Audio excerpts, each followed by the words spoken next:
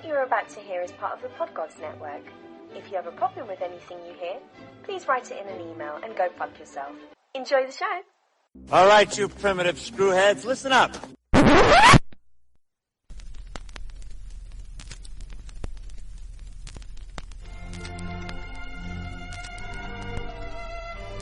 Salty Language presents The Enthusiast.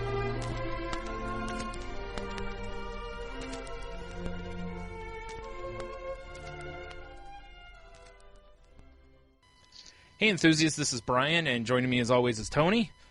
Why, hello. And today we have a special treat for everyone, if you've been good, that is. If you've been naughty, then turn the radio up, or not radio, whatever, dial out, or whatever. Stop yelling at me, this is my podcast, damn it.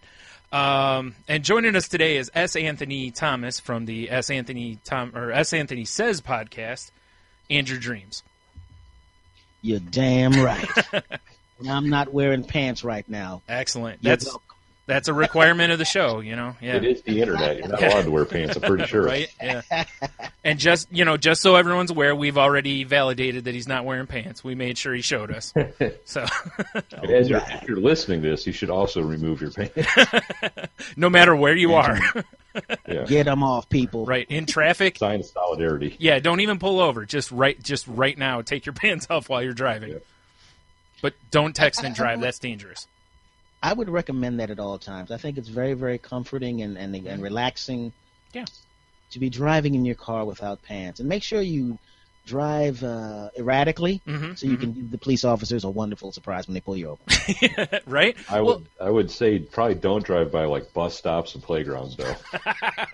Well, or if you do, don't do it slowly. Right. Yeah. Looking outwards.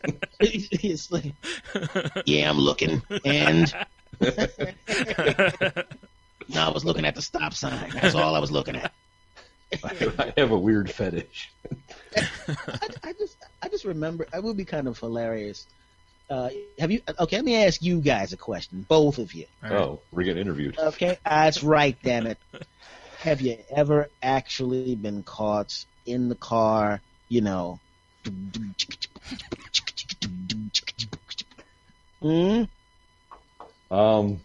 you got quiet all of a sudden. Come on, tell the truth. No, I have not. We're both, gentlemen. We wouldn't do such things as leering at lovely ladies, glorious buttocks and such. Oh, well, then neither have I. I've never been caught. Yeah, I've been caught. One time I got caught. Yeah, I've been caught. Like sitting in the car, having a look at somebody and, little too long. No, that's actually disgusting. That's not what I was referring to, you disgusting bastard. No. Oh. I was talking about being in the car with a girl, man. Oh. I mean, a woman. You guys thought I was asking whether or not you drove by bus stops and leered at people? Yeah, I do all the time. Christ. Slow rolling and Good how you Lord. doing? Yeah. You might want to edit this out and restart the show, buddy. Nope. The Department of Homeland Security be the first podcast shut down in the middle of recording. Wait. I'm just kidding. Who's that? Hello? What? Yeah. We know you've got a clock in there. Anyways, we'll move on from that. I may have defiled a few cars, but never been caught. There we go. Those tailpipes are exciting. Yeah, boy, are they. And hot, man. Hot, I tell you. Yeah. Wait. Well, I remember seeing a story about was it in the last month that there was some guy who's bragged that he's made love to, I forgot how many cars. Like actual cars. Yeah. Made sweet, tender love to him. To a car. Well, I mean, besides the tailpipe, I guess. I don't know. I would hope so, because that hood coming down could be dangerous. Oh, yeah. Right? It's true. And, even the trunk. Yeah.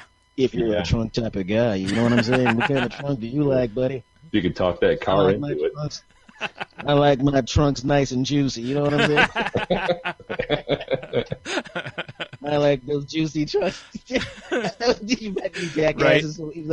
Because every other group has a group of idiots that do the same crap, and there's a bunch of dudes that all get it on with cars. You know, I'll tell you about now, I like that front left tire. I'm not trying to be freaky or anything. Right. She took that hubcap off. Woo! Yeah. Come on, man. They walk by a car, they see some water dripping out of the tailpipe, and all of a sudden they're rock hard at that point, you know. It's Look at her. She wants it. Yeah. Look at her. Let me check that oil pan, baby. You know what I'm talking about.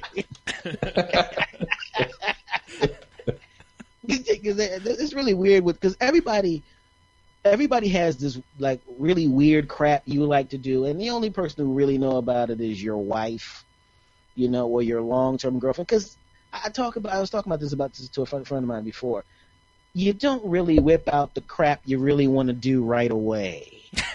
Right. You know the crap you really want to do. You don't whip out the crap you really want to do right away. You're getting it on. Hey, this is new. All right. Boom, sex swing. Yeah. So this champagne tastes kind of good. You know, probably tastes kind of good out your armpits too. I was just saying that. Where you going? You know, that's the kind of crap you bring out on your 5th anniversary. Look, I got you now. Yeah. Now just put this salad on your butt cheeks now. Put this salad on your butt now. You know, the reason I said this is because I was in a hotel we did a show. I was with a girlfriend, and we, you know what I'm saying. Had some relations, right? And we're about to go. We're going to sleep, and there's people in the room next door. And normally, you know, you might hear some squeaking and some ooh ah kind of thing. But then he was like,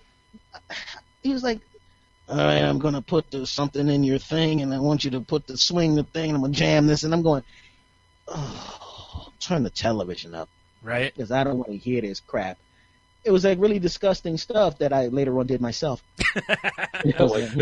Really inspiring. Yeah. And some of us, sounds like my rap album. I notepad. I said that most of that's this. Yeah. Oh, that would be cool. I would be there buying that baby. I'd be downloading that on iTunes right tomorrow. Totally clean too. Like I never actually say the terms. I just like you were saying. You know, I want to put my thing in your you know, that's the whole album. Yeah, you have to DJ euphemism.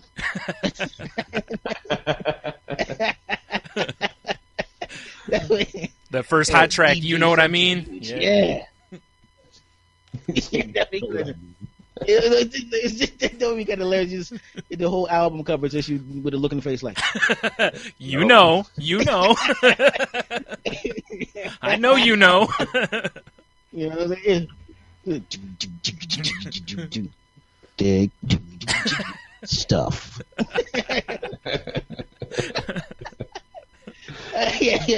Hand signals. Nobody knows what's going on.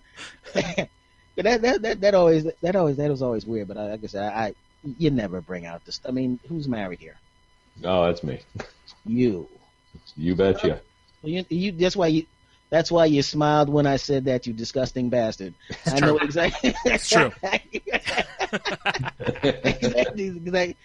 Because I've lived with women before, and it's like you're sitting there the whole time going, you have no idea what's going to happen about 9 weeks from now. Yeah, exactly. She's like, what are you looking at? Oh, I'm making plans. Why are you marking the calendars and doing a thumbs up? I don't know reason. 7 weeks from now, you're going to be on the phone telling your girlfriends how really happy you are. And then, of course, a week after that, they'll be over here when you leave. She walks in on you, and you're like, shut. They wouldn't have been over yeah. Hey, you know. Yeah, what? I actually had a girl. I had something similar like that happen. It was a girlfriend, and she had some friends. She had the ability to come to my place anytime she wanted to. I gave her the keys because sometimes, obviously, you know, I'd be gone for a long period of time, you know, the water or whatever. And she, of course, immediately begins to turn it into her place. Oh, of course. And started having her friends come to like, you have a place. But she started talking to them about stuff, and then all of a sudden they started showing up when she wasn't there. Oh, she said to come over and make sure you're doing all right with my pants off. Yeah, okay. All right. Now that is a considerate lover. No. Well, I mean, you gotta do what you gotta do. Right. Yeah. Like, I didn't do it, you freaks. Well, no. See, listen. Hold on because now. this is being recorded. We would not. Oh, right. Nice. We wouldn't judge you because that'd just be you being a courteous host. You don't want to be rude. Someone comes over, they take their britches down, and I mean, sometimes naughty bits got a bump. That's just how life is. I like to give back to the community. You're so in all generous. honesty, Mr. Tom, in all honesty, the funniest thing is have never, ever actually cheated on anybody, which is annoying because I don't do that and everyone knows I don't do that, that's when girlfriends, friends, when they realize that I don't do that, that's when they really turn on the jets. I can get him. Yeah, challenge accepted. Yeah. I'm like, jeez. And then you break up with the girlfriend. It's like, all right, you're not interested now because it's. Yeah, because I'm available. You're not interested. I get it. Yeah, all right. See what you need. By the way, I'm secretly married. You need a stand-in. Somebody wears a clever ass Anthony disguise, and then you just tag them in for those situations, and then everybody's happy. You help out more of the community that way. I was going to do that, but Mr. Denzel Washington is a little busy filming. Right. So, well, there you go. Plan won't work. Yeah. He was a little busy. He's and he's a little taller than I am, and then people are like, you were like 5'8", you're like 6'1" now. And no, like it's just the weather. That's how excited I am, baby. Outside air expands. Yeah. Expands. It's like a tire. You got the summer air in the tire and the winter air in Right. the tire. This is summer ass. It's Right. Air expands, and I'm 6'1". I'm taller in the summer. I'm 6'1" during the summertime, and also older. It's crazy, really. Yeah. Can I have some of those millions, please? No, sir. Not gonna happen. No. Not yet. No, he's not the giver you are. It's true. Yeah, I give back. Mm-hmm. Give back. Yeah. So I gotta say, I like your new nickname, King Bastid. That could be my favorite. Oh right? yeah. You said what was it? I didn't even. It was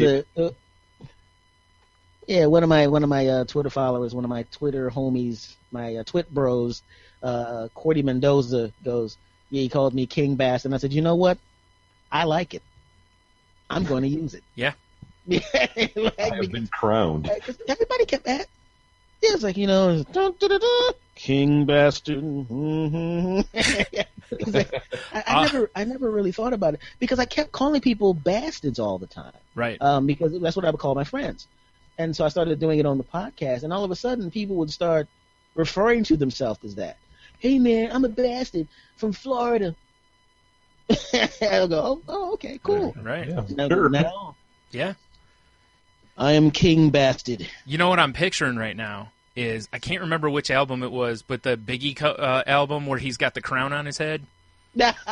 Ready to die. Thank you. Yeah. You need to do a photo just like that with the crown on. Not the ready to die part. Picture. Yeah.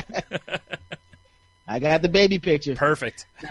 Yeah, but that was I never. It's really weird when someone.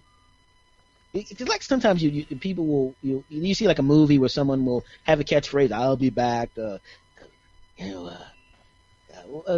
any. I was about to do one, but like anything from every Clint Eastwood has something. Mm-hmm. It's like every Clint Eastwood has a catchphrase, no matter what. He probably has a catch. I'm going to the bathroom now. Oh, let's write that down. Bathroom.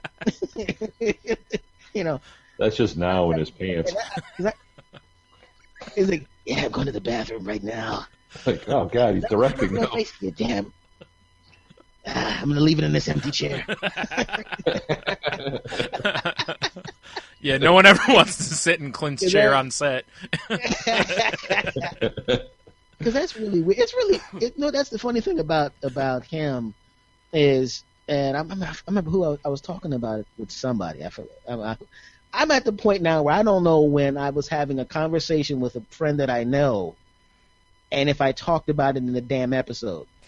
Right. Yeah. And I know you have that problem Yep. too. You got to have that problem. Definitely. Once you get past about 50 episodes, you're going, did I podcast that crap, or did I talk to somebody personally about that? But I was saying, it's like you see guys that are like super pretty, good looking, and then they get old and it's like, oh Jesus Christ. Like, it's like, oh good God. It's like a payback. It's like, remember all those years when you were getting all the women?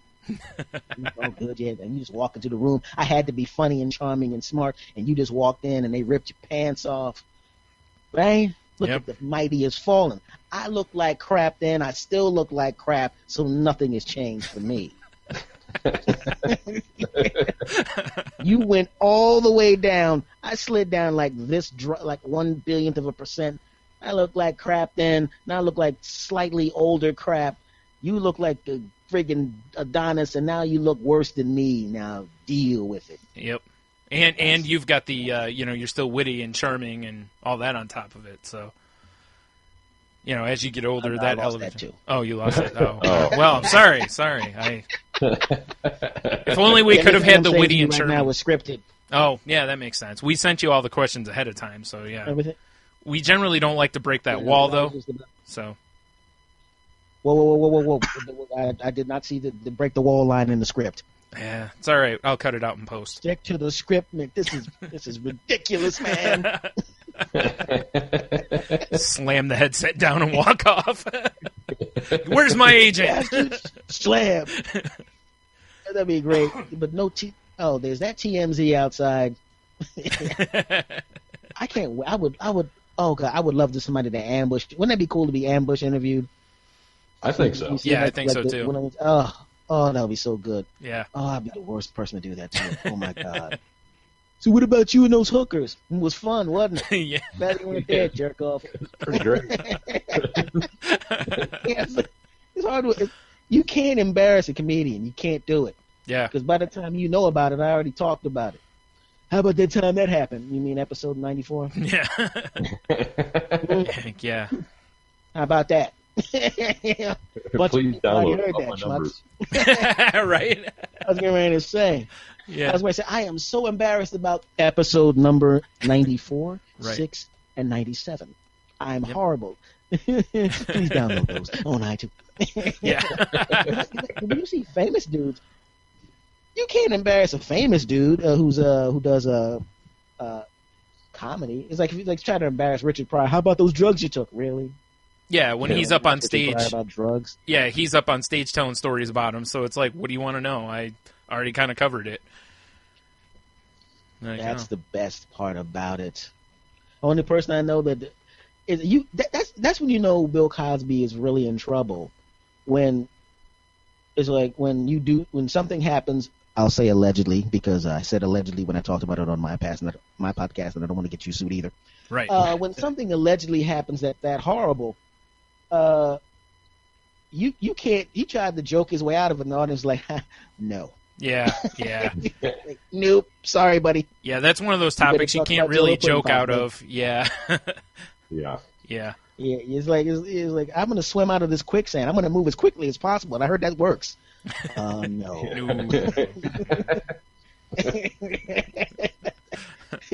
Moving quickly is not a good idea, Bill. No. Can I just dip my head under this quicksand? I wouldn't recommend that. Could you sign this form saying all $900 million of your dollars goes to S. Anthony, please? Thank you. That'd be great. Yeah. Oh man, that would be cool. Yeah, that is a good thing about comedians. Is like little Jimmy Norton talking about all his trans. That's what I'm looking for. I'm not braining right now. Yeah, how are you going to embarrass him? Yeah, exactly. Right? You can't. Well, we all know what Norton talks about. Yeah. Hey, Norton, I heard you was getting it on with this. Yeah, I talked about it in my special. What the? Yeah. Yeah. And depending on if you do a podcast where you really dive into what actually happened, that's what I love about this genre. I like meeting people like you guys. I dig your show. I just like talking to people that know how to do this well, and you get because the people that are listening to you right now and they listen to me, after a while, because I know you talk about personal stuff, they know you. Yeah. Yeah, it's kind of weird. To some extent. Right. So they really, and they like you. And wait till you start meeting them in person. When you start rattling off stuff. Oh, that's just terrifying. About you that you didn't know they knew. Right. Or you're forgot about. Heard your. Yeah, because that's the worst. Yeah, right. 'Cause I had somebody come up to me and was saying, "I heard your favorite food is a Peking chicken." I don't even know who was this. and your favorite movie is Beverly. I'm going, okay, all right. You kind of weirded me out there, bro. Right. Thanks for listening, but Yeah. you gonna boil some rabbits next, bro? Yeah. They're like, S, if you All need right. somebody to sort out the recyclables and the trash, I'll do it for you. You're like, slow down. Like, I'm like, I got news for you. The last time I tried that, I was married. No. and the funny thing is, I still have those friends. Right. I still have those friends, and I talked about them, and I told them I was going to talk about them, and there was nothing they could do about it because I didn't use their names. Right.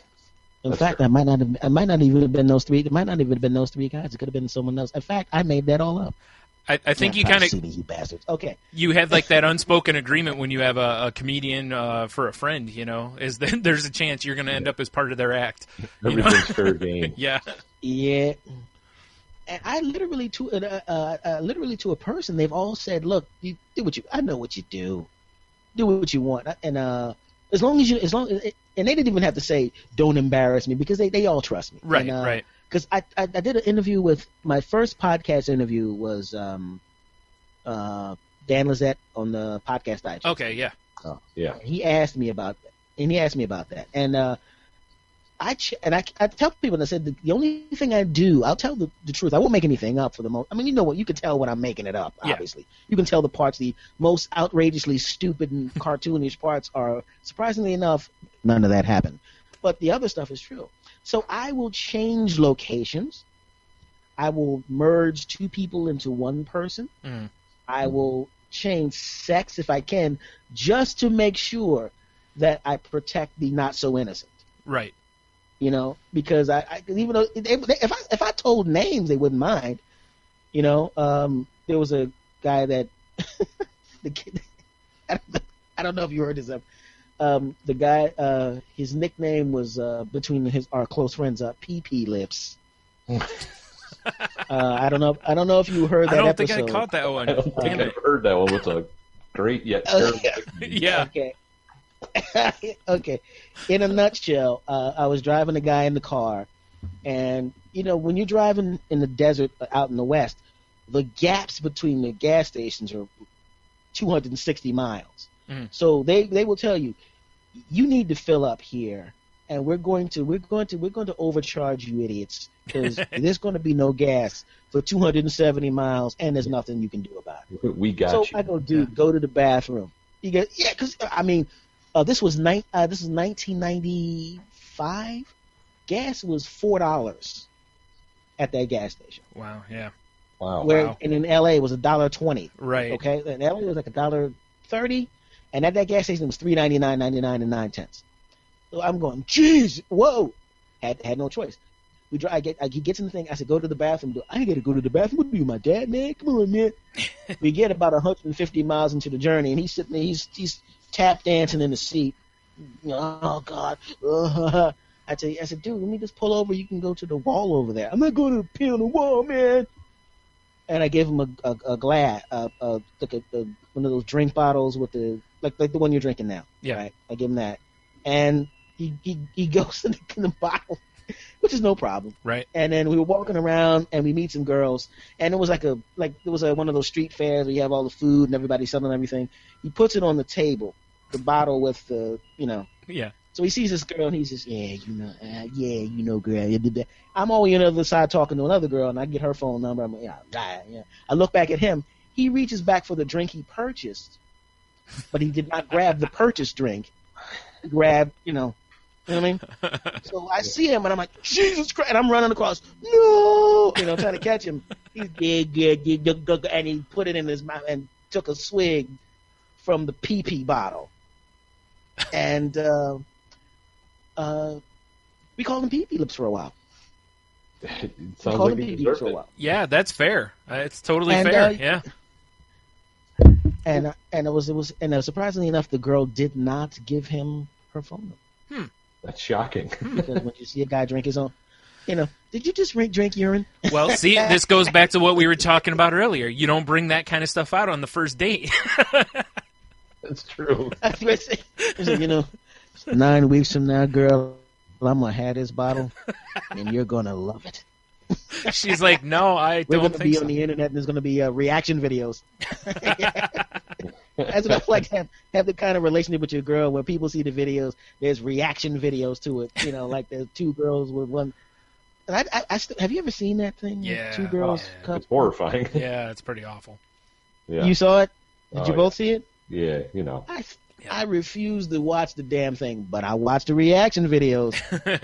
Those are good too. And you're probably better off not watching it because it's something you just will never unsee. That was one of the things I loved. I've seen on Tosh.0 a few times where they can't show the video, but they'll show the crowd and his audience. They'll show their reaction to whatever the video is, and the people are just like, whoa, I love watching that stuff. So. Yeah, I love watching guys when they think, please, I'm a dude, I'm the man. I think I can't handle it, and I think you just roll that video, I can handle it. One guy ran out crying and holding his mouth from the two girls in one good video. I was laughing, going, okay, I can understand you vomiting, but why are you crying? Was one of them your mom or something? I mean, oh, that'd be horrible. Can you imagine that? Oh, no. His mom and his aunt. Auntie, no. Going shopping. Yeah. Look what you shopping, man. Oh man. That always, because there are certain things that it's like the internet. They talk about the dark net, and that's obviously the illegal stuff. But that's not the dark net. That's the illegal net. They need to rename that illegal net. We know what the dark net is. Yes.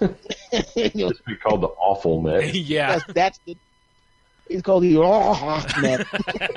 Even though that's kind of difficult to spell that. Yeah. I wonder if I can figure out how to spell and then I'm going to trademark because I can't. I tell you, man, I'm every time I've actually seen something really horrible on the internet, it's literally 99.9% of the time it just kind of exploded in my face. Yeah. Oh God, come on, man. Yeah. Because that happened on Facebook one time. There was a bunch of people that I think they hacked Facebook in some way, and they kept showing really gross crap on Facebook, and you couldn't. It's like, I just want to see how the dude I went to high school's baby, man. Yeah. I don't need some guy I don't taking a wanna see a pitchfork to the face. Yeah. It's like a guy with like a 2x4 through his head, a horse that's ripped in half, and I'm going, either the baby's really ugly, or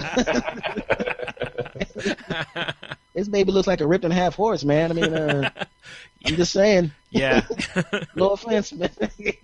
Yeah, I hear you. Traffic accidents and stuff. It's like, come on, man. Half the awful stuff I've seen has been completely accidental because you're like, oh, what's this title I'm clicking on? And then it plays. You're like, oh, God. Yeah. I don't need to see a truck roll over geez. somebody or whatever. Yeah, that's the thing. It's like, dude, the one time, one of the most innocent ones, and I couldn't. This was like 95 or so. It was like really early in the web, and we were looking up something stupid. Oh, that's what it was. I remember what it was. I was with my friend, and we were looking up. I love Labrador Retrievers.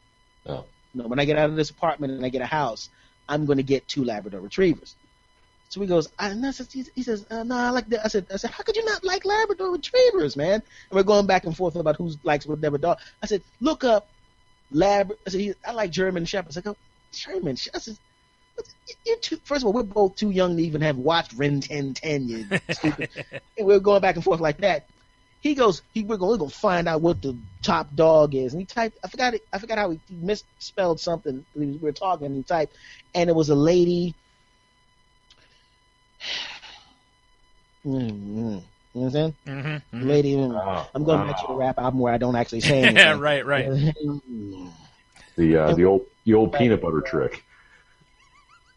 And we're all like, I was like, get out of there, get off of there quickly. I don't, Like, I don't like him that much. He just is frozen. I was like, yeah, I should say that I don't mean I love yeah. I mean, I am fond of, I would like to own and maintain at a healthy way. Yeah, man's best friend, but come on. Yeah. Yeah, we're not best friends with benefits. We're just best friends. We can have a beer together. I'll put some beer in a dog dish. Sure, yeah. But don't get drunk, because I don't want you to say I did anything. Allegedly. I don't want any trouble. Yeah. No. That's why I told a friend of mine before. I'm so. It's like I never jumped on top of drunk ladies. Yeah, same Even here. if they were my girlfriend, I'm like, oh no. Not only out of respect for them, but it's just that, You never know what the next morning will bring. Oh, jeez. Yeah, it's like, ugh. Because I had a girlfriend. We went on a cruise. And I think this is my long-term girlfriend. We had been together for years. We had, quote, gotten it on thousands of times. That's how long we were together. I'm going to have to edit that later. Yeah. I take care of business, guys. You know what I'm saying? And she got blasted out of her mind. And that's you guys ever been? How long have you ever been stuck as a designated driver for long periods of time? I haven't, no, because I don't drive. But and yes, I have. And I don't drink. I really just don't drink. Almost not at all, except for like maybe wine coolers. So I'm always designated driver. So she gets. I mean, she didn't drink that much, but it was like her birthday. She get a little tipsy, no problem. Mm. But I knew on New Year's Eve, oh man, I knew what was coming. I'm going. They're like, she go, you ready to go? I'm going, oh, no, because I know what's about to happen. And even then she's like, come on, let's do it. Let's go. Don't I look cute? I look great. I'm going, you got spit sliding out the side of your mouth. So yes. No. Oh, yeah, let's go. Yeah. I'm like, so it's like, as a matter of fact, I took her upstairs and I left her clothes on specifically so she would know nothing happened, even though she was my girlfriend. I was like, no. Now, of course, the next day, she wakes up. No, she was sober. Everything was cool. And then, of course, I put on my cab hat and took her on a trip to Bang City. So anyway. Bang City's a bagel place near you, isn't it? No. Bang. Yeah, it used to be called Manhattan Bagels, but now it's actually that's a coffee shop. It's around the corner. What did you guys think I meant, you sick bastard? I was a coffee shop around the corner. I said, would you like? Go ahead. Yeah, that's why I was clarifying, because I understood, yeah. Well, that and sometimes just got knocked the hangover loose. And that's also that's actually next door to Bang City. They have Wi-Fi there, by the way. Nice. I think they have Fios at Bang City. Oh my God! You know what? I'm trying to figure out, because I know the podcast is this is The Enthusiast, correct? Yes. Yeah. Okay. Because I don't know. We never actually discussed language and subject matter. Oh no, everything's fine. What I can say and what I cannot say. Oh no, that's it's up to the guest. We usually kind of change ourselves based on who it is, because we've had a couple where it's like dirty stuff and cussing just doesn't seem to work, and most of the time though it's whatever. All bets are off. It's the Wild West. But you see. Let's be honest. You guys listen to my show occasionally, so you know what the deal is, right? Right. Absolutely clean, family-friendly, no cussing. And I listen to you. Mm-hmm. I was like, hi, guys. This is Anthony, and I would like to talk about potpourri. And banging. Okay. Yeah. Banging potpourri. Yes. Finally, we get to my phone. Yeah, Oh. that's right. In fact, I'm going to start let's start another podcast called Potpourri and Bangin'. I think that could easily be a Tumblr blog. Yeah, it could. In fact, I bet it is a Tumblr, but I'm going to get somebody. They're going to have like 50,000. I'm going to get my Tumblr shut down. Here we go. I got it. It's going to be a game basically. That's going to be potpourri or bangin', and it's either going to be a potpourri title or like some weird sex act. And then there's a picture of whichever it is afterwards. Yeah. I got bad news. If I'm running the game, there's probably going to be not much potpourri in there. Yeah, that's what I'm figuring too. I have some potpourri answers. We're not going to be doing any potpourri answers. I'll let you guys know that right now. Bring a potpourri expert on the show. For clickbait. Yes, actually, potpourri is the name of a stripper. That's I guess those. That's the name of the stripper. That's the guest host. Yep. That would be hilarious. That would be great. Oh man, I've worked this. Oh god, that would be hilarious. I've heard some names that were almost that bad. Because I used to do stand up at strip clubs. That had to have been fun. And as a matter of fact, yes, it was. It was. You're so cute. Yes, I am. Yes, I am. They have condoms back there, right?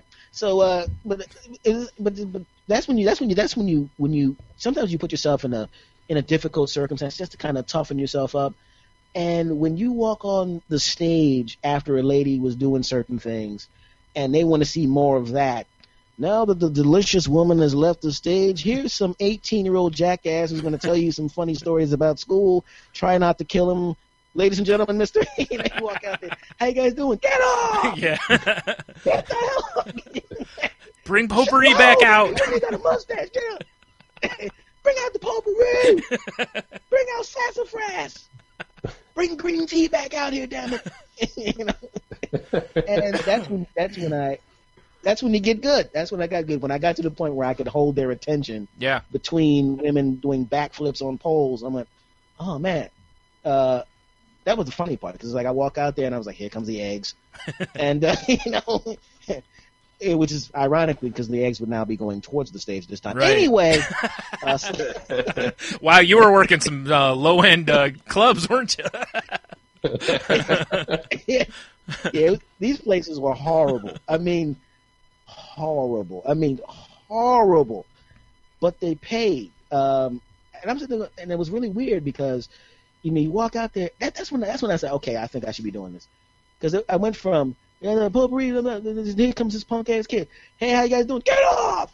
And then they're in the middle of the run, right near the middle of the run, maybe Wednesday. And keep in mind, it's the same dudes coming back. Yeah. Well, yeah. So it's like, here he comes again, and then all of a sudden it became this next guy, blah blah blah.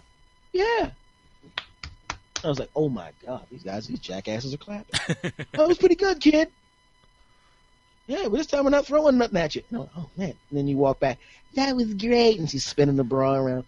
It was good. I enjoyed that time seeing new, because we had the same dressing room. I had the same dressing room as the ladies. Mm. Yeah. Nice. Right. Oh yeah.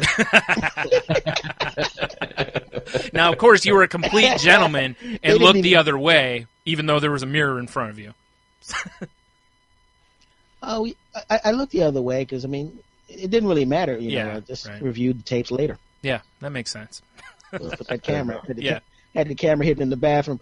The funny thing about it is that when you, this was the weirdest thing I'd ever seen in my life.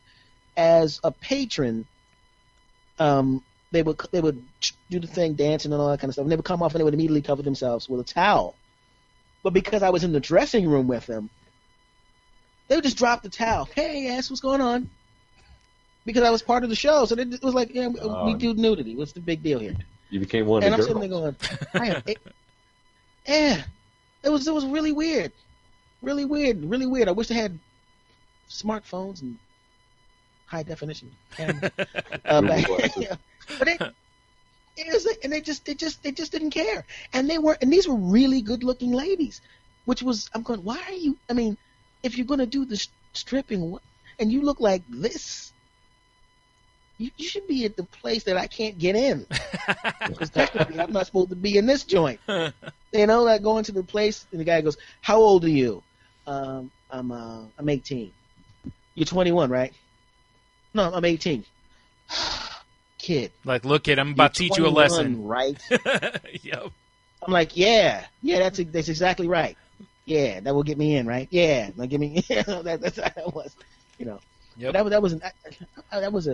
I realized how disgusting some of my teenage years were. Now that I talk to you cats, I just realized how gross and disgusting some of the people that were around me were. When I think about it, it's like everybody who meets me now is like, "Oh, you're such a nice guy. You're so clean cut." I'm going, I got all the filth out of my life, all filth out of the way before I hit 21. I haven't been to a strip club since I was 21 years old. That's a long time ago. Yep. Why? I've been in hundreds of them already. It's like, oh, you want to pay? I'm not. For what? I did that already. That fascination is gone. You saw behind the curtain, No. It's right. Don't peek at the woman with the delicious body behind the curtain. You damn right I am. I don't know what you're talking about. Look at that. Yeah. Peek in hell. That's the only reason I took the job. I'm looking. Yeah. I'm looking now. The heck with the man, schman. You think that's a man? You got eye problems. It looks like Vanessa Williams over there.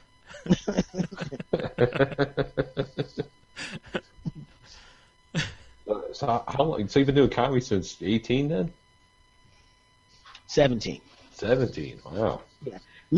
Literally right. My birthday's in the end of October. I started doing comedy that January, and that's scary, man.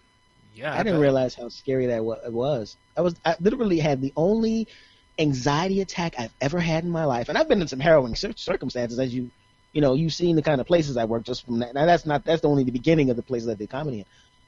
And that was the only anxiety attack I ever had in my life. I was almost 18 years old. I go into a comedy club, and I worked one comedy club. And it was a big place, but when I was doing the open mic nights, which is where the new comics who haven't gotten booked or whatever, when they do that. Right. The place held about 400, and normally when I got in there, by the time I got on late at night, it had 17 people in there, 18, maybe 20 spreading. And keep in mind, in a club that holds about 300, 400 people. I go to this other club, and it holds 230, and there's 227 people in there. I've never seen a crowd that big before. Right. I'm used to just being, and in addition to that, every comic that's going on is just, they're all pros. And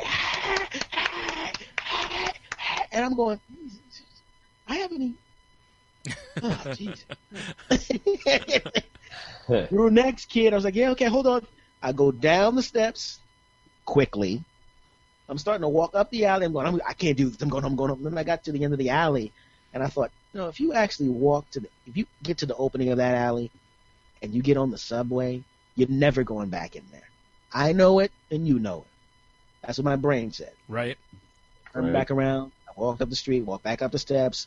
As I'm walking up the steps, they're introducing me. I walk on, and everything went fine. And that was cool. Yeah, that was cool. I imagine so. Yeah, because I imagine if you got up there and just fallen on your face or something, that might have made, like, why didn't I listen to myself earlier? I should have ran. Hey, voice, why don't you shut up next time? Yeah.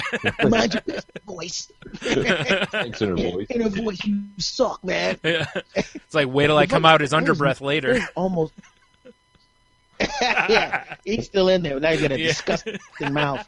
Yeah, he's a dirty old man now. It just happens with age. It's like, you bastard. You remember me from that time? I'm the one that got you the comedy career, punk. Shut up. Let's curse at this lady. That is one of the. You want to know what's horrible? Have you given a presentation at work or something like that? Standing on the stage and you're, oh Jesus Christ! I used to watch people get on stage in front of maybe 200, 300 people and stand on that stage and get no response at all.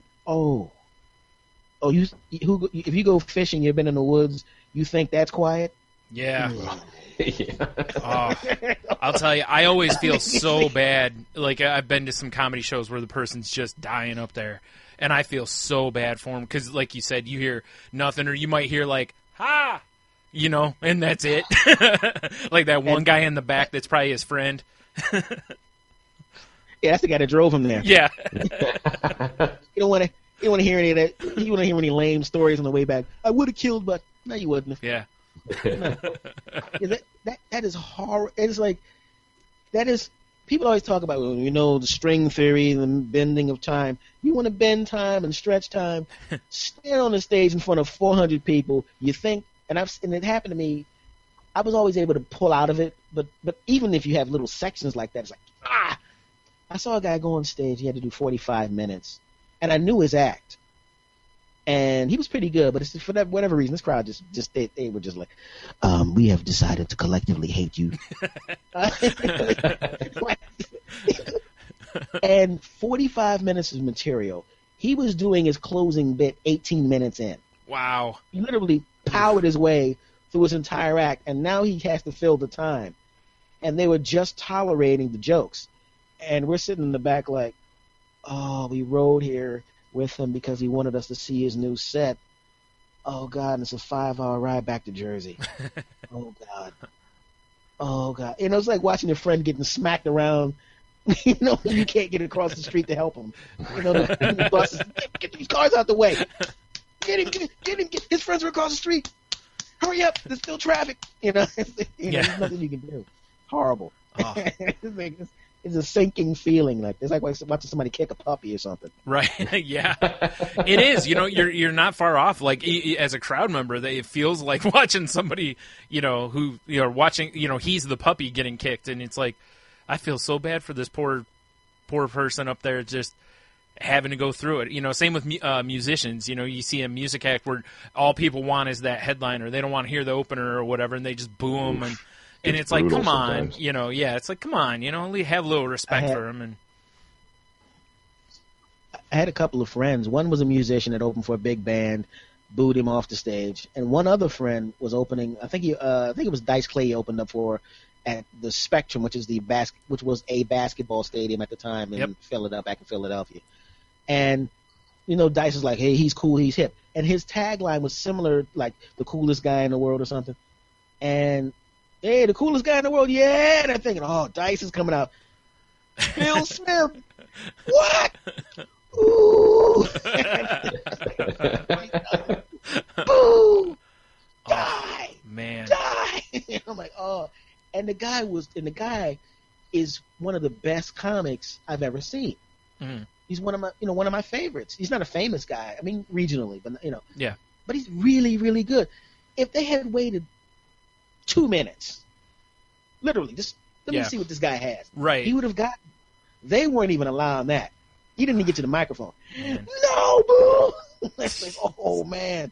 He was laughing when he told the story. He goes, dude, they didn't even let me talk. Wow. I'm not even ashamed. They're embarrassed. Like, what it is. They didn't even hear my name. As soon as they saw it wasn't who, you know, the headliner of the at this 20,000 seat. As soon as they realized that wasn't who it was, booed me right off. I got paid anyway, he said. Yeah. I was like, all right. Well, fair enough. You buying dinner then? That's what I said to him. He bought dinner. I was like, you buying dinner? I know you made $5,000. You better buy this Chinese food over here. I made like I only made like $600 this weekend. You better buy that damn.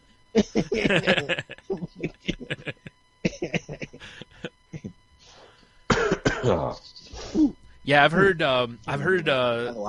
some stories from God, who was it? I think it was Jim Florentine on his podcast one time talked about how he was opening for Slayer and just died. Just went out there and they wanted nothing to do. They just wanted the music. They didn't want anything to do with a comedian. And you know, now he does it. He's done it more and more since and done it regularly. But he's like those first few times, man. He's like they're like violent fans at times. You know, the Slayer crowds are brutal. Mm-hmm.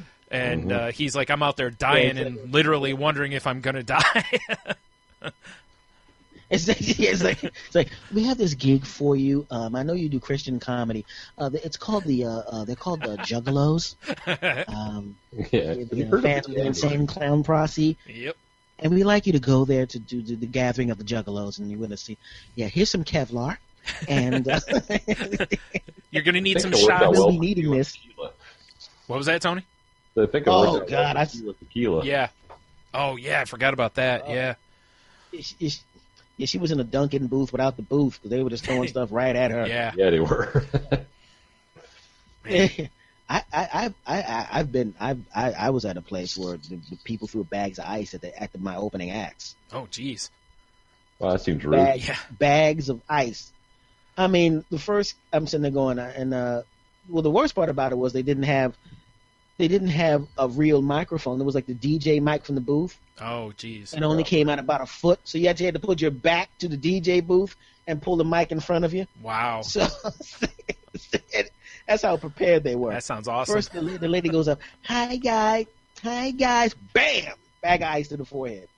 She runs off. Well, at least guy you goes put up. the ice on her forehead. Yeah. I was so tempted to say that, but I was like, I'm not going to say this right now. Yeah.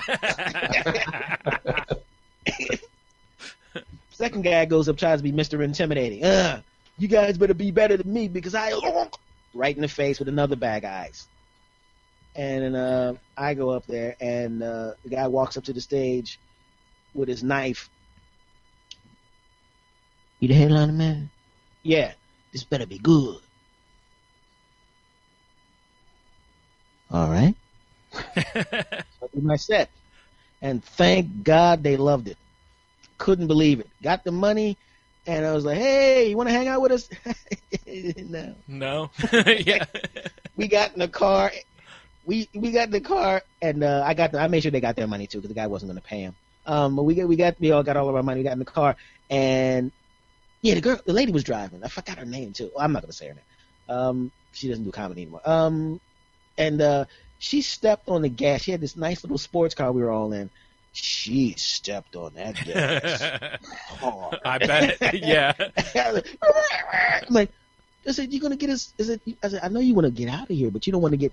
I said, I have a feeling the police officers are just used to just dealing with people here who are stabbing each other every 5 seconds. You don't want to get pulled over. Yeah. You're going to get stuck here in jail with these people who will eventually be in jail later on tonight. Hey, you don't want me to hit the bag of ice, right? Oh, Jesus Christ. Get another shot at you now. In jail with him. Oh, God. I like him, but I'm going to have to beat your friends up. Yeah. I really don't know these two people. Yeah. I'm only on this tour with him. I don't know him like that. All I ask is you just cause soft tissue injuries. Don't stab me. Yeah, right. What, was this one of those notorious Philly crowds? Because you're a Philly guy, right? Yes. This was Bethlehem, PA. Oh, which is out. Yeah. Are you familiar with the Philly area at all? I've been there a couple times. Yeah. Just see, Philly crowds will. Yeah. Philly crowds are brutally honest. Right. They want you to do well, Mm-hmm. and they'll give you a shot. You better do what you're supposed to do. If you do what you're supposed to do, I'm telling you, they're the best. They don't forget it. You know, like that guy I just told you about that heard the podcast and was walking up telling me what my favorite foods were and stuff because I talked about it in either the podcast or a stand-up routine from years ago. But if you try to fool them or say that you can do something you can't do, ooh. Here comes the ice bag. Yeah.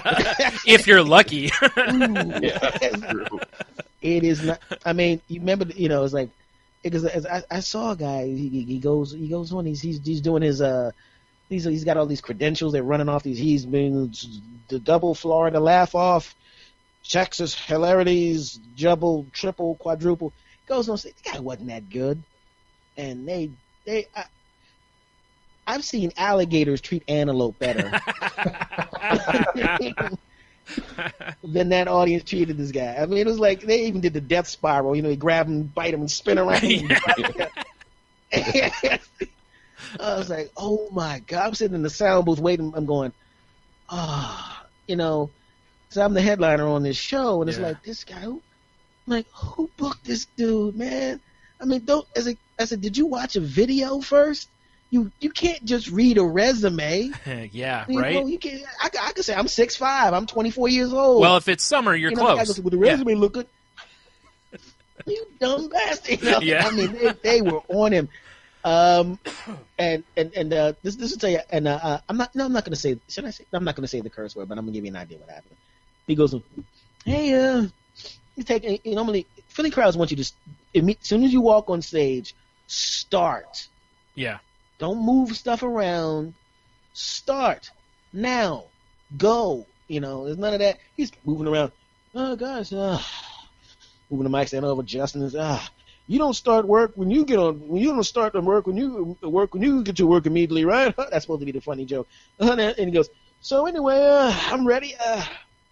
How you guys doing? And like 6 people in the back, better than you, mother effer. That's how his set started, and it went downhill from there. That's when the alligator came up, grabbed him by the horn, pushed him around, and dragged him down. Drug him under. You know what? It was probably for his own good, though. Oh God! I mean, I was like, this was worse than when we spoke moments before about a really bad show where you feel bad because because I know he had 8 more shows. 5 more. He just did the weekend and stuff. He wasn't at the week-long portion. I did the week-long portion. He didn't. He had 4 more shows after that, and they went a little better. They only took a leg off. Yeah. But I was like, oh my. He goes, I'm never coming back here, man. I'm never coming back. I go, and I'm going. I said, hey man, it's gonna be all right, man. You do good. In the back of my mind, I'm going, do you really think the Booker is bringing you back? Yeah, right. I didn't say it to him, but in my mind I'm going, it's like, dude, you almost got killed. Yeah. It's like, I don't think they want you back, and I don't just mean the Booker. The crowd doesn't want you back either. It's like, dude, I'm like, yeah, I'm sure he's going to cry.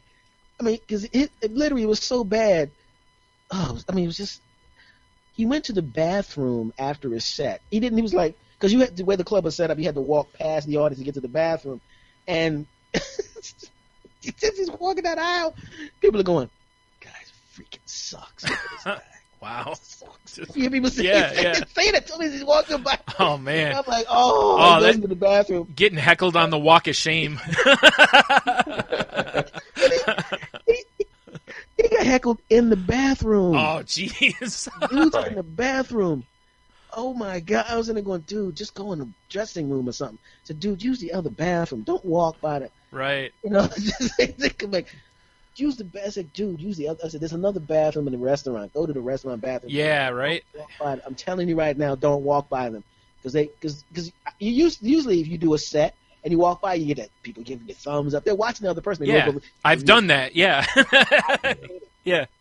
Like and that's great and that's cool. If you do a great set, you might, you fine. But when they hate you and they just, God, effing suck. Look at this guy.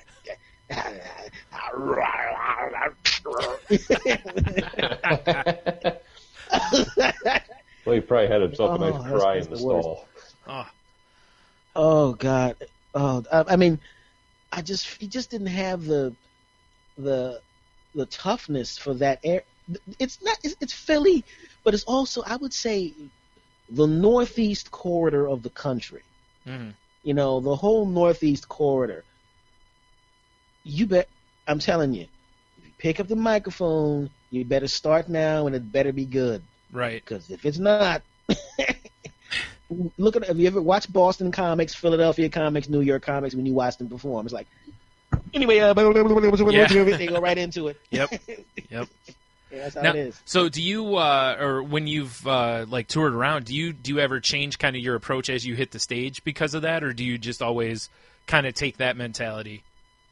Like, do you always just go right from minute, as soon as you pick up the mic? Well, the funny thing about it is because that's my training, so I tend to do that anyway. But I noticed when I moved to California, I'm in Jersey now, by the way. When I moved to California, everybody was kind of, hey, man, Yeah. And we're looking at them like, what the hell is with these people? And then you could go on stage. But the funny thing about it is it lends itself to storytelling, because you can actually build a story. Like you do in the podcast. You can build a story, and I prefer that because then I could put the jokes where I want them instead of hammering them down someone's throat. Mm-hmm. And I've noticed that's my stage approach has changed now. Now I have enough. They can see the confidence in me. So even when I go to Philadelphia, I walk on the stage, I'll do what I want. And I'll walk up on stage, and hey, and I'll start whenever I want to, because it's like they know it's like I'm not bothering him. Like, he's going to do what he wants, and I think I'm okay with that, because it's like I'm good at this, you know. I know what I'm doing. And when I taught a comedy class in the early 2000s, and one of the things I told the comics, because they always have this thing where they would wrap the microphone cord around their arm, or I said you have to project confidence. I said, if you got into a bus on a freeway and the bus driver's driving like this, you're happy. Now, if the guy gets to behind the window, he's like, oh, God, which one of these is the, where's the key go? You're not going to get on that bus. And it's the same thing with stand-up. If you're the bus driver, if they see you fumbling around looking for the steering wheel, can't get the key in, don't know where the stick shift is, you have your foot you're pushing the brake, then they're not going to trust you.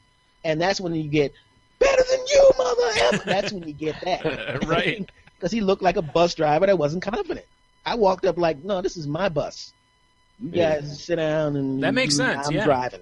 Right. You just got to alpha the room. Yeah. Right? Yeah.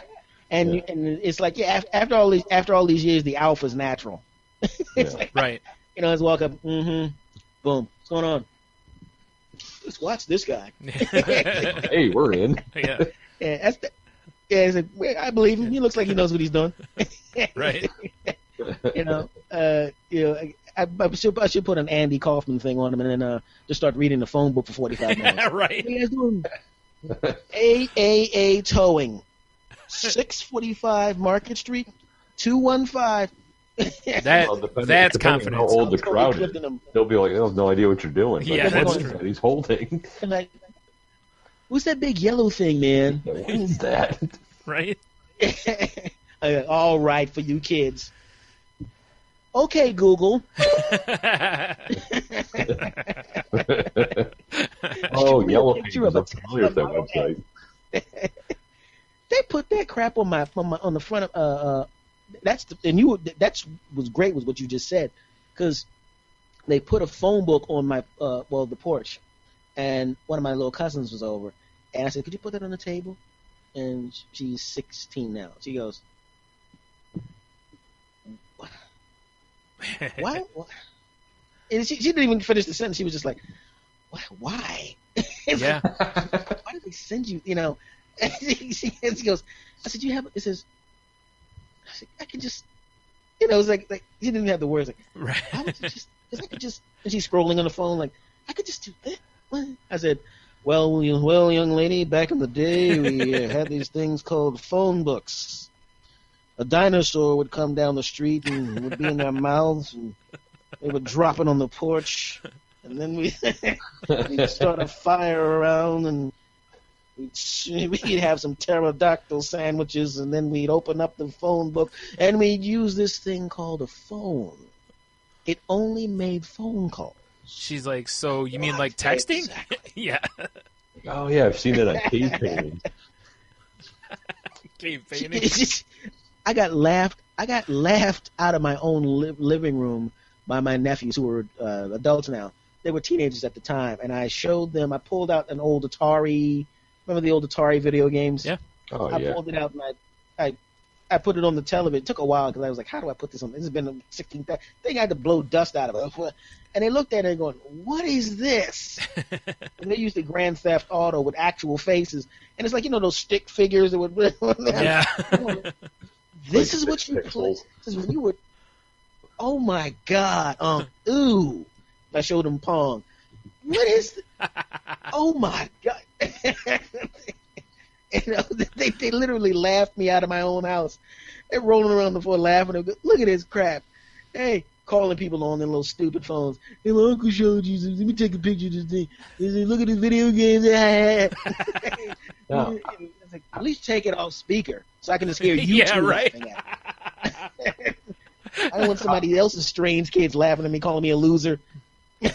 Now, how does that look on like a brand new HD TV?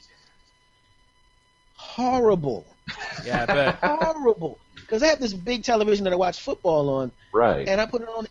First of all, the little stick figures, they look horrible on the little televisions from the 80s. Yeah. Yeah, that's when what I you was put them thinking. on that big television, oh my! It's like even the pixels were like shaking their heads, like, nah. I'm embarrassed to be here too. Put me back in the closet. The all Atari time, just so turns itself off. Yeah. It's like this. It's like one of the football players went, nah, that's cool. Man. Yeah. Turn me down. I'm not playing. I'm holding out for more character development. There's not enough juice in this stupid Atari stick. Because they laughed. It was like they laughed. There were literally tears coming out of their faces, rolling on the floor, laughing. And I'm going, when you were a baby, I held you in my lap and we played like ColecoVision, and you were 2. You thought it was cool. Yeah, but I'm 19 now. And I said, yeah, but you're not going to reach 20. Because you don't have your man strength yet, and I know how to do a rear naked choke. Grab that stick. We're playing combat. Come here, punk. Yeah. We're going to play Pong, and you're going to like it. I saw a BuzzFeed video where they showed kids that were teenagers that actually saw the video games from back then, and they didn't even know how to put the cartridge in. Yeah. You got to blow in the cartridge? Why would you blow in the cartridge? Shut up, punk. And they take pride in beating me down on their video games, on their basketball game. Mm-hmm. They take pride in that. Right. And I go, really? Okay. Once again, you don't have your man strength yet. You're 21 and 23. You understand what I'm saying? Yeah, I might be an old dude, but I can still choke you both out. Well, and the best part is about the time they do get their man strength, you're going to be, you'll get the beginnings of old man strength, which trumps young man strength. Because old man strength, you mean? Old man strength, aka weapons. Well, yeah, if that's what you need, yeah. Hey, back up. Yeah. Right? We can beat you now. Really? Oh. What's that, silencer? What's it like having knee problems permanently from now on? Come here, man. The knee of the chest. Put your leg back out.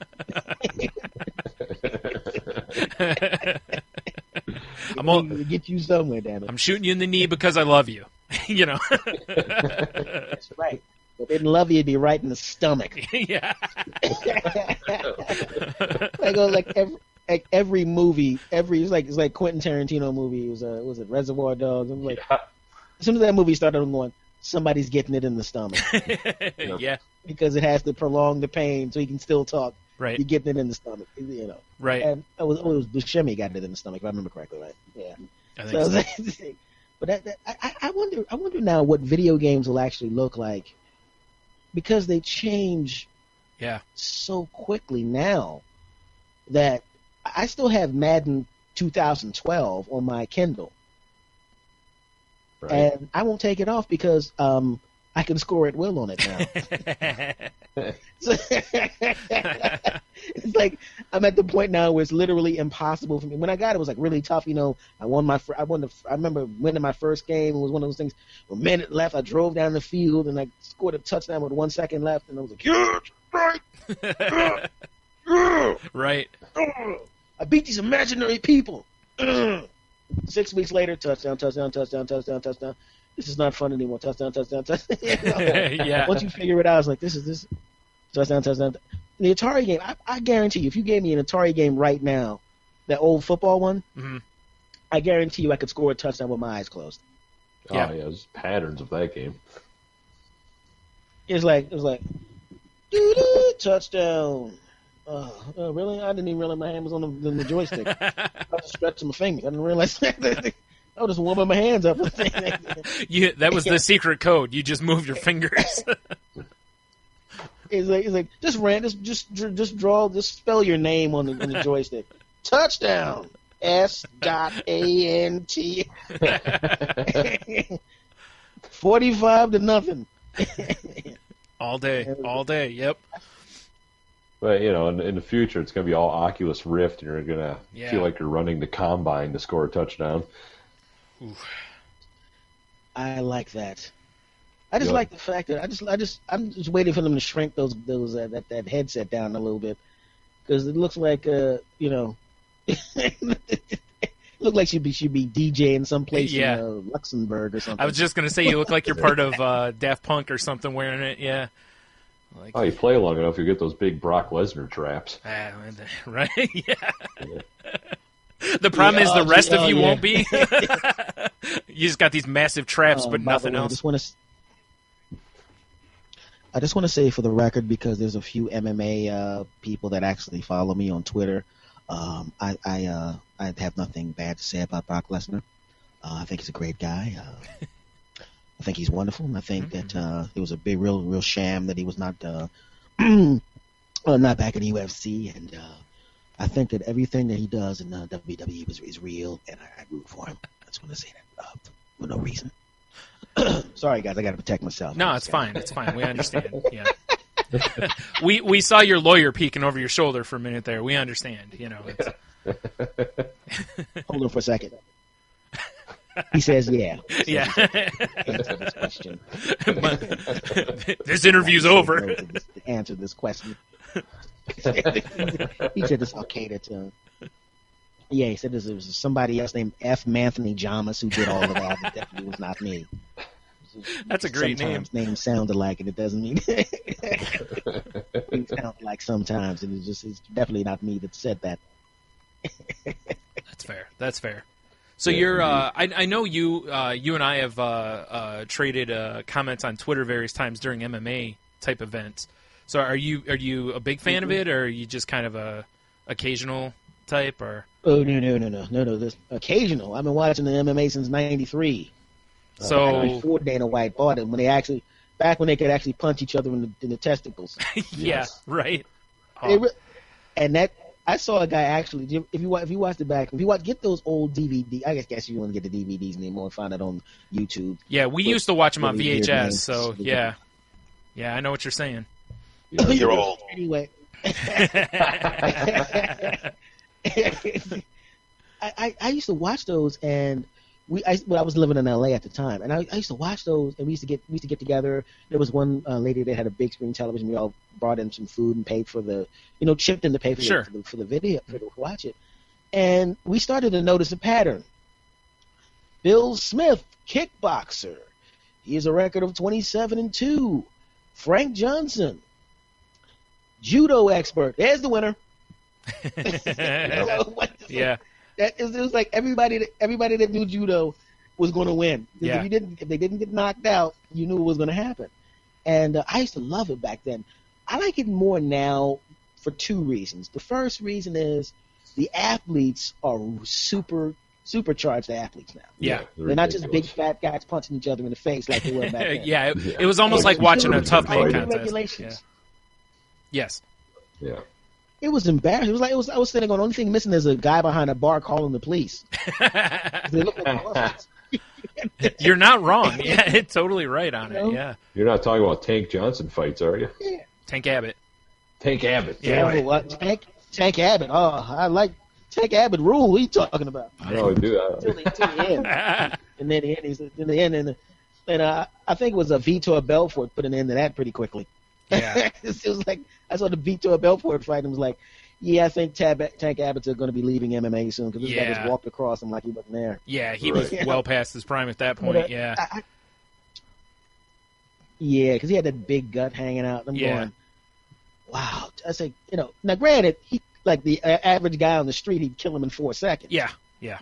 Right. But these new athletes started coming in because the people that would have normally gone to boxing and maybe even football and something like that, they were like, nah, I want to fight, man. Yeah. Yep. I want to hit people in the face. I want to kick people in the neck. You know what I mean? It's like, what the hell? Wait. There's no police? They get 50 grand? What? I can almost kill this guy and I get paid for it? Like, yeah. I was like, what the great? I can break his arm? And he's gonna high five me afterwards? Oh man, this must be Thanksgiving again. So right? Because I love watching the first of the new generation. It was the Shamrock brothers, like Frank Shamrock, Ken Shamrock. Right. I love watching MMA. I really enjoy it. I love watching because the best thing for me is to watch Ronda Rousey. Yeah. Right. Because you get to see a fantastic fighter, and the woman is hot. Yeah. Yeah. I just love how had her a girlfriend that could whip my ass. Yo, yeah. I love how she approaches everything about the sport. Like, I love people that are just that way, because she's respectful of the sport, but she, if someone has trash for her, she's got trash for them and doesn't care. I don't necessarily like the ones that are just like cocky for cocky's sake, Right. But man, you can't argue with her, man. She go out So there. you don't backs have a it all Conor up. McGregor T-shirt on? You know what? I kind of like him at times, but he's got his moments where he kind of rubs me the wrong way. But I do like him sometimes. Like some of his, I kind of liked him calling Jose Aldo out. But we'll see if that fight ever happens. I can't wait for that. Me either. Yeah, if that fight happens, it's going to be tougher than he thinks it is. Yeah. If he thinks he's going to walk through whole Jose Aldo, he's kidding himself. Exactly. But you're not undefeated champion for 9 years in the UFC Right? for no reason. Exactly. Right. Yeah. All he fights is the number one guy. Yeah. He doesn't fight number 10, number 6, number 5. He fights the top guy. Yep. In his prime all the time. Yeah. And he always fight in 5-round fights. Yeah, That's exactly. not the same thing. Yep. You beat number 10. He beat number 1, then he beat number 1, then he beat number 1, then after that he beat number 1, and then he beat number 1, and then he beat number 1 after that. Yeah. So it's not the same, dude. Yep. Conor McGregor, let me tell you something. Yeah. I get a. In fact, I'm even watching the Ultimate Fighting with him and Oh yeah. Faber. Uriah, right? Yeah. Yeah, Uriah Faber breaks his stones hard. Oh, I'm sure he does. It's the best. It's like, it's the greatest. He's such. When I was watching the way Uriah Faber was breaking his stones about having a big cantaloupe head, I'm sitting there going, Uriah Faber, you sound like one of my friends from Philadelphia.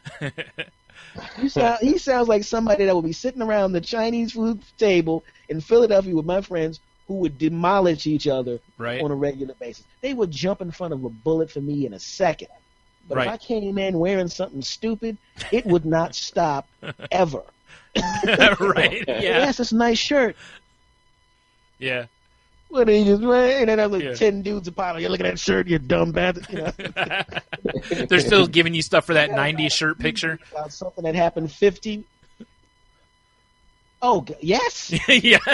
Yes, they are. That's how you know they're good friends. I posted that shirt and got 75 DMs after that shirt. I remember I hated that shit when you wore it the first time.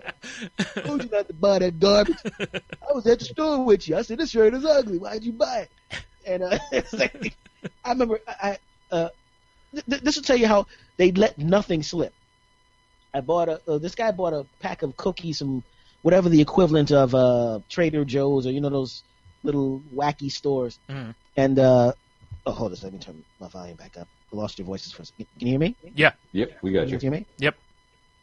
Okay, yeah. No, I rubbed the volume button on my earphones against the table, and I was like, what the hell happened? All right. He buys these wacky cookies, and I eat the cookie, and it wasn't good, and it wasn't bad. It wasn't good or bad. And I bite the cookie, and I go, interesting. That's all I said. That was 20 years ago. He still, remember that time you turned into a Vulcan when you got that cookie? You turned into Mr. Spock, man. Huh? You like a black Mr. Spock. You damn cookie, man. Hey, man, why don't you just do the live long and prosper, man? Oh, man. That's like, wasn't that like 20 years ago? Yeah, you still stupid, man. It's like, Wow. it never stops. At least he's not calling you Tuvok. I think it was Tuvok, wasn't it, from Deep Space Nine? Was the Black Vulcan, I think. So. Oh yeah, right. Sorry, I'm a bit of a geek there. I want to thank I want to thank you for saying that because he's going to listen to that. And he's going to listen to this. And I'm going to have to listen to that crap. Now I'm going to have to hear that crap till I'm 70. Thanks, man. I really appreciate you giving him ammo. Hey, that deer almost got away. Oh, he don't have to get away. Here's some more arrows, man. Get him. That deer almost escaped. No, you don't. No. Not on my watch. The points for you, too. Get him in the neck. Make it last a long. I don't want him to die right away. Get him in the ass. That old Quentin Tarantino gut shot. All those arrows in his back. No, not yet. Wait until he's really upset. Then get him good. Yeah. Walk up on him with that and hold the bow back and then wait for a while. Go, you know it's coming, right? Mm-hmm. I'm not yet. Oh, just kidding. Right. That's how they are. That's how my buddies are. They let nothing slide because they're comics and writers. So yeah. When you have a bunch of people that use words for a living, yeah, they'll just pick on you. That's for sure. Not just as brutal on them, so there's no big deal. That's how it should be. Yeah. Oh, they get it back just as good. You know that. Mm-hmm. Yeah, they get it real good. I wait for them to do something dumb. I'm like, ha! My turn, loser. That's what friends are for. Right. That's what I'm saying. Yeah. That's what I said. That's how you know you have good friends when they do that. To destroy you. Yeah. We're good friends. It's now time to completely destroy you at this table. It's like 12. It's like 12 amusing men instead of 12 angry men. They sit at the table. You did something embarrassing, didn't you? Ready? Get him. Yep. Attack! It's like the Braveheart. Ah! And running over the mountain. Get him. He embarrassed himself. Like it's Sparta. They're bringing cookies and setting them in front of you, and they're like, "Have a cookie." You're like, "No, I'm good." Like, "Have a cookie." like these are delicious. I grab a cookie. Go, tasty. Now what? Yum, haha. I totally enjoyed it. Yeah. but just think about that. Just think 20 years off of me going, interesting. You know you gave me 25 years of material, right? Jesus Christ.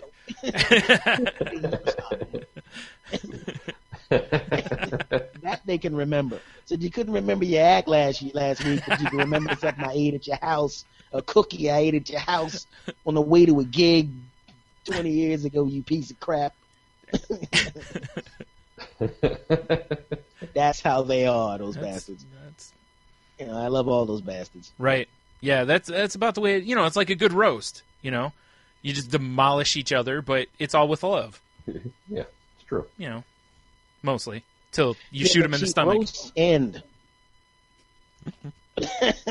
Good call. Roast Good stop point. at some point. Yeah. These roasts won't stop until they start dying. Yeah. We're all close to, they're all middle-aged guys in good health, so I got like 50 more years of this crap. Well, you just need to start changing that. 65 years ago, you had that bowl of cornflakes. Like, I can't even eat those now. Milk on your shirt, you look like an idiot. I don't even have any teeth. I know. Speaking of teeth, look how funny your teeth look. Look at it. You look like you're smiling from the top shelf. Jeez. Oh, man. Stop. But it really does. It doesn't even. And it's really weird because whenever you have friendships like that, when you have the guys that just really go after each other, it takes a while for the newer people. Now, the newer people in my group would be like 15 years ago. At first, they're like, oh, man, or the spouses, too. You can see the spouses that really either men or women, because it's women, they're part of the group, obviously. It's like a third of my group of friends are women.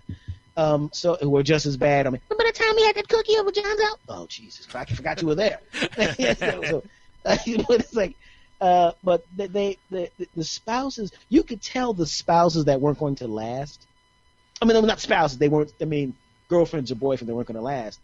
Because they just couldn't. They were like, oh, my God, I can't believe these people being so mean to each other. And we all look like, Like, this isn't mean. Yeah, the clock has already started on this person. Yeah. Like, this is how we hang out. Yeah. They're not going to last long. Nope. Yeah, this is like us giving each other hugs. That's how comedians jam. Yeah. Yeah, it's like when you have musicians. Because I have obviously a lot of musician friends, and they go over to each other's houses, and like this guy plays drums, this guy plays this, and they just jam. They're not writing music; they're all part of different bands. Mm-hmm. They're just hanging out. They're friends, and they play music. Comics do the same thing. You get together and you talk about. It's like with the podcast. You get together with some cool people. You talk about stuff. Yeah. And you of course viciously attack each other. Yeah. Well, yeah.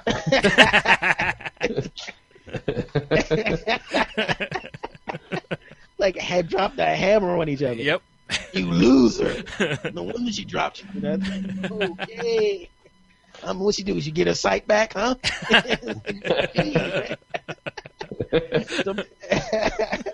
And somebody actually said that to somebody. She started learning how to see, huh? You could have told you was ugly to begin with. You kept her drunk the whole time or something. It's like, good Lord. But the person who was getting hammered just laughed his ass off because that's what we do. We smash each other. Right. Yeah, No choice. perfect. That's what we do, man. It's been going on since '86, baby. We've been crushing each other since '86, baby. That's what we do. Man. Yeah, that'll build up some hard skin for sure. Yeah, exactly. Yeah. Get some calluses going. Mm-hmm. Yeah. Yeah, rhinos build up S. Anthony's friend skin. Nice. Oh, man. Well, I hate to, but we should probably kind of wrap up here because we got another show to record tonight, too. So, but, man, this has been a blast. Oh, jeez, Louise. Everything I thought it would be and then some more. So, thank you for coming on. And unless you meant that you thought it was going to suck, in which case I'd be ticked off. Not at all. Not at all. We've been wanting to have you on the show for a while, so it's. Yeah. I'm glad we got this. We could do this for a lot longer if we wanted to. Probably, yeah. So yeah, but yeah, thanks for coming on, man. This is a lot of fun for us. Do you want to, tell everybody where they can find you at? Like specifically your address, hotels you stay One in. of my friends. Yeah. Sure. Right now I'm in the Hotel Lumbago, room 645, and was not kidding. I'm not wearing pants right now. Doors open, ladies. Well, wonderful folks out there. Apparently the maid has mace. Well,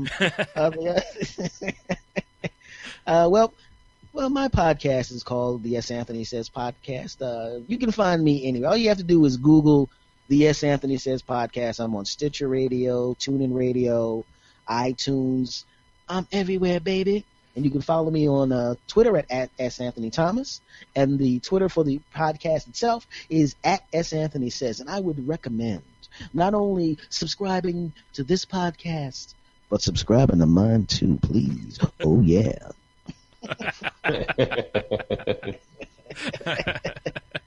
Oh, man.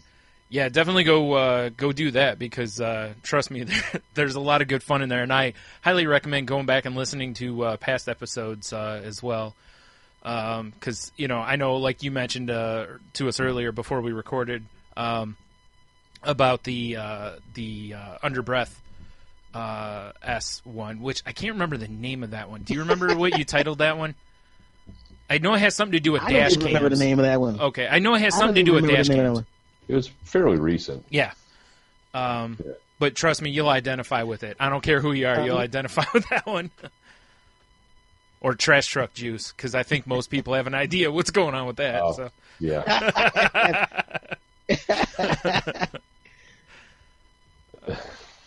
Good times. Yeah. So, all right. So, so thanks again for stopping by, and I guess that's it.